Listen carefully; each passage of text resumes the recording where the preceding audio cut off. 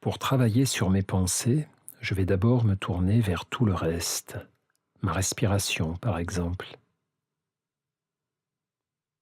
Je prends un moment pour me connecter à mon souffle.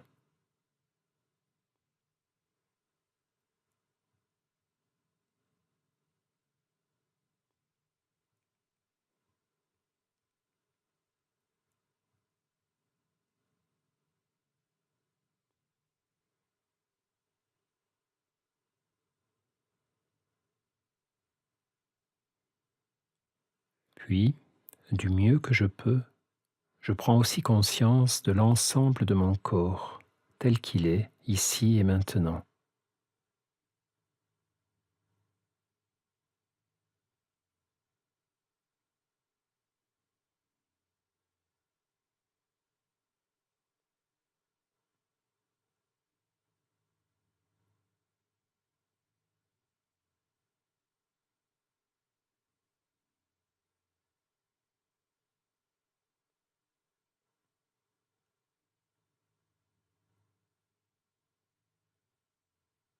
Et puis, tout doucement, je vais aussi accueillir à ma conscience tous les sons qui m'entourent.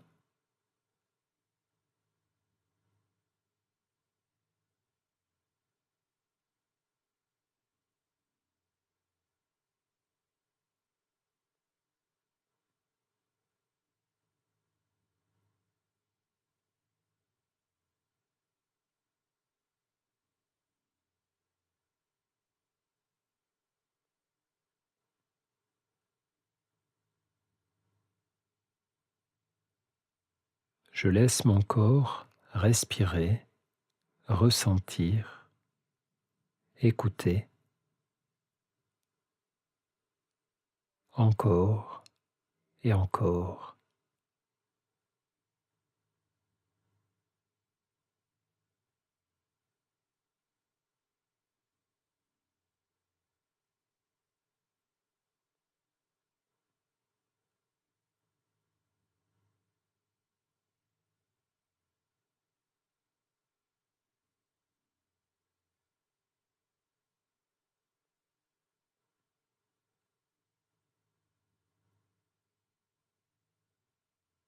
Et à un moment, inéluctablement, je partirai dans mes pensées.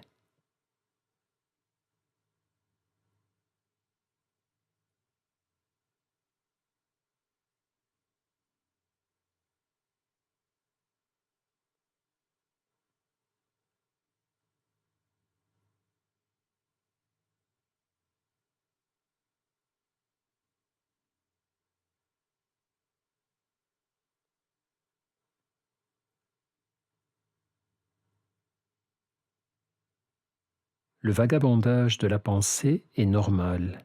Il n'est pas un signe d'échec de ma méditation. Il n'est pas un événement indésirable qu'il faudrait peu à peu supprimer. Non, le vagabondage de la pensée, le bavardage de l'esprit, tout cela c'est un phénomène normal, normal et habituel, tellement habituel que je l'oublie, et que du coup je fusionne avec mes pensées, je les confonds avec la réalité.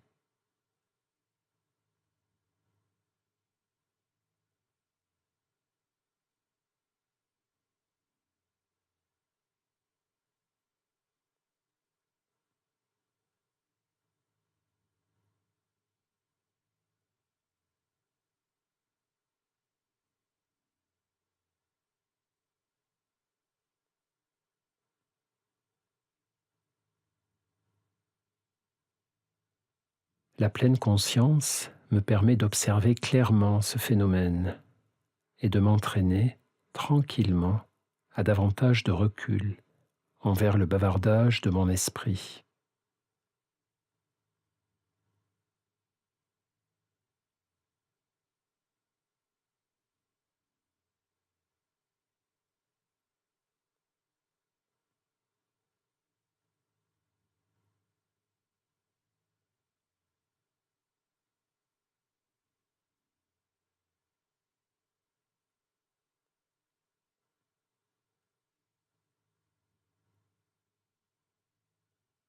Alors, dès que je réalise que je suis parti ou reparti dans le mental, dès que je réalise que je ne suis plus centré sur l'instant présent, mais en train de planifier, de prévoir, de ruminer, de ressasser, d'imaginer, de juger,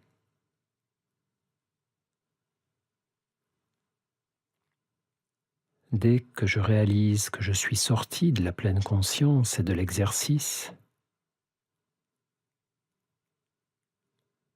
dès que je prends conscience de tout cela, alors je m'arrête et je reviens à moi.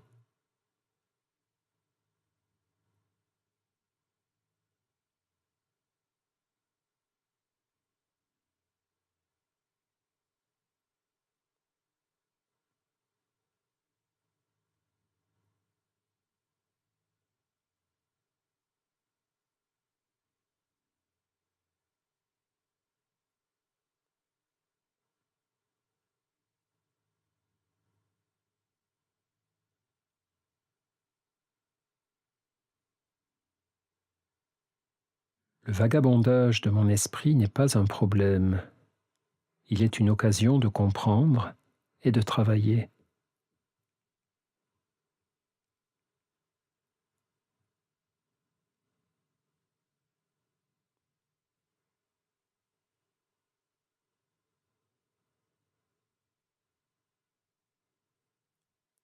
Quand je vois que j'ai quitté l'exercice pour suivre une pensée, je suis déjà revenu dans l'exercice. J'ai pris conscience que j'en étais sorti. Ce mouvement de distraction et de retour à la pratique est le meilleur des entraînements. Il est la base de la pleine conscience. Plus je médite, plus je le sais. Cette dispersion n'est pas un obstacle, mais un cadeau précieux, un rappel permanent de la manière dont fonctionne mon esprit.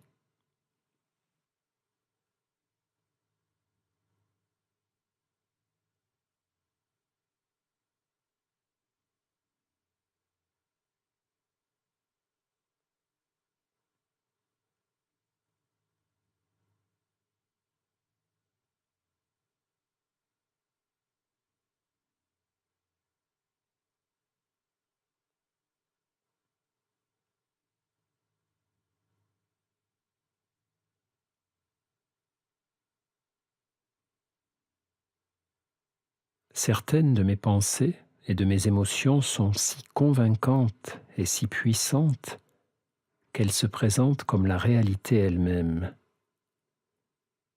Si une pensée me dit « je n'y arriverai pas », alors je réagis comme si c'était vrai, et mon corps, mon cœur réagissent comme si c'était vrai. Si une émotion d'angoisse ou de désespoir me submerge, si j'ai le sentiment que c'est la catastrophe, alors je réagis comme si c'était vrai. Mon corps et mon cœur réagissent, là encore, comme si c'était vrai. Et cela me fait souffrir.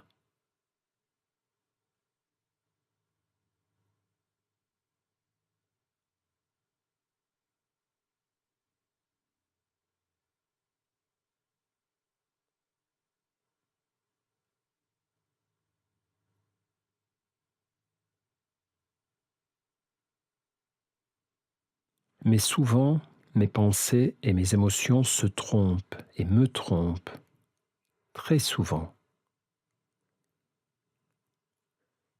La pratique de la pleine conscience m'aide à considérer mes pensées comme j'ai considéré mon souffle, les sensations de mon corps, ma réaction au son. Beaucoup de mes pensées sont des phénomènes qui vont et viennent, apparaissent et disparaissent, si je me contente de les observer.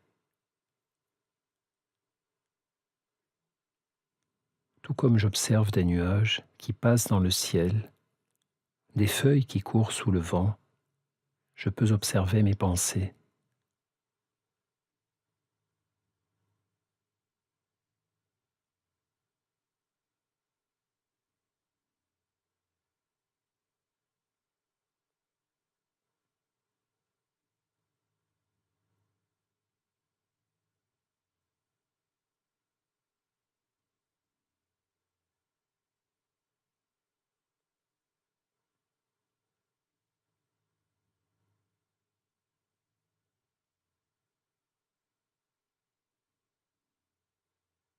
Après l'exercice, je garderai en moi ce rapport amical de curiosité et de bienveillance, mais aussi de prudence et de distance avec mes pensées. Les automatismes de mon esprit peuvent à la fois m'aider et me tromper. Je vais juste m'efforcer d'être plus souvent dans la conscience de cela.